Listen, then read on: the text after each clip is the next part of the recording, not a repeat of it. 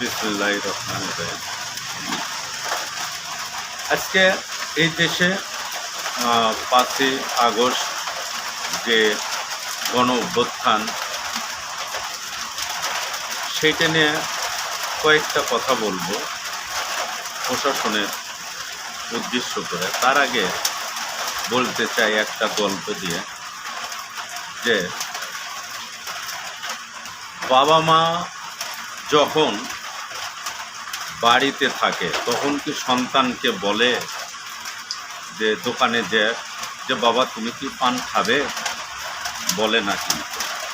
কিন্তু এই বাবা মা যখন কোথাও দাওয়াত খাইতে যায়, কোনো অনুষ্ঠানে যায়, অনুষ্ঠান থেকে ফেরার পথে বা খাই দেয় কমপ্লিট করার পরে হয়তো বাবা একটা শখ করে পান খায়, মাও একটা খায়, সন্তানকে বলে যে বাবা তুমি কি খাবে, তার মানে একটা মিষ্টি পান খাবে।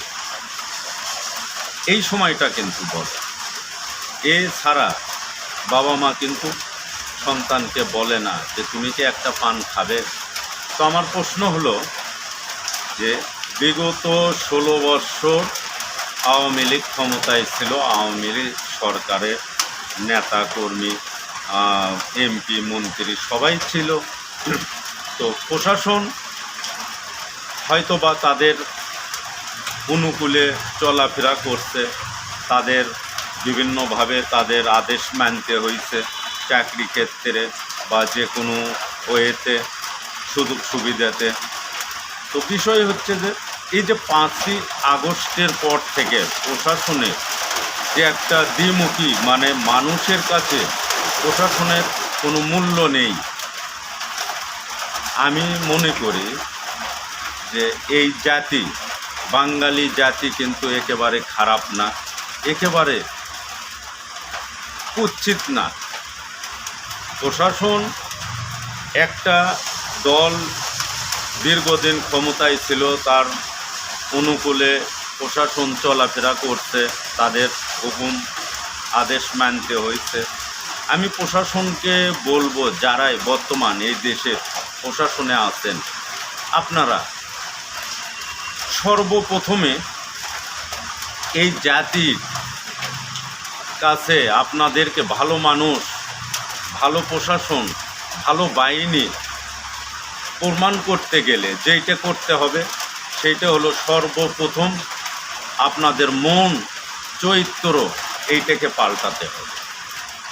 আপনাদের মন থেকে মানে নিতে হবে, মন থেকে আগে নিজের কাছে স্বীকার করতে হবে এই দেশটা আমার, এই জাতি আমার, এই দেশে যা কিছু আছে সব আমার।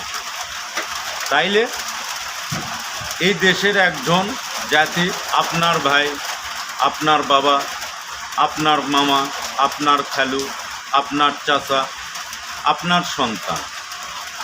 তাইলে এই দেশের সঠিক আইনের যে ধারাবাহিকতা আছে সেই অনুযায়ী চলতে হবে।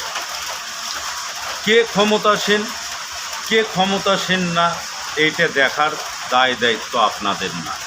আপনাদের দায় দায়িত্ব এই দেশের উন্নয়ন, এই দেশের সুশৃঙ্খলা বজায় রাখা।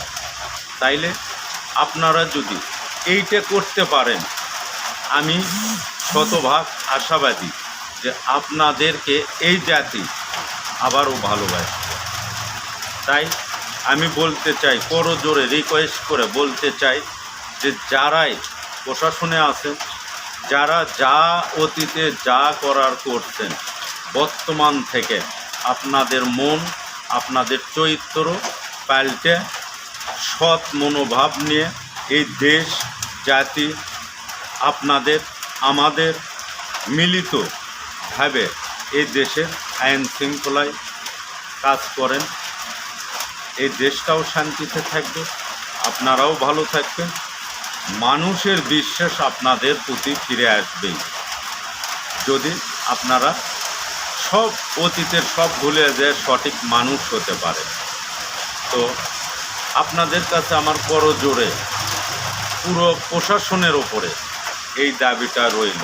আজকে দেখেন বাংলাদেশে সেনাবাহিনীর ওপর মানুষের কিছু আস্থা ফিরে এসেছে, আপনাদের প্রতিও আসবে। আপনারা কারো উপরে অন্যায় করবেন না, কারো উপরে অনাত্মক নির্যাতন করবেন না, যেইটা সঠিক আপনারা সেই ধারাবাহিকতা ব্যবহার করেন, সেই আইন ব্যবহার করেন, তবেই ইনশাল্লাহ আপনারাও এই দেশের সম্মানী ব্যক্তি হবেন। এটা আমি শতভাগ চ্যালেঞ্জ দিয়ে বললাম যে আপনারা এটা হবেনই।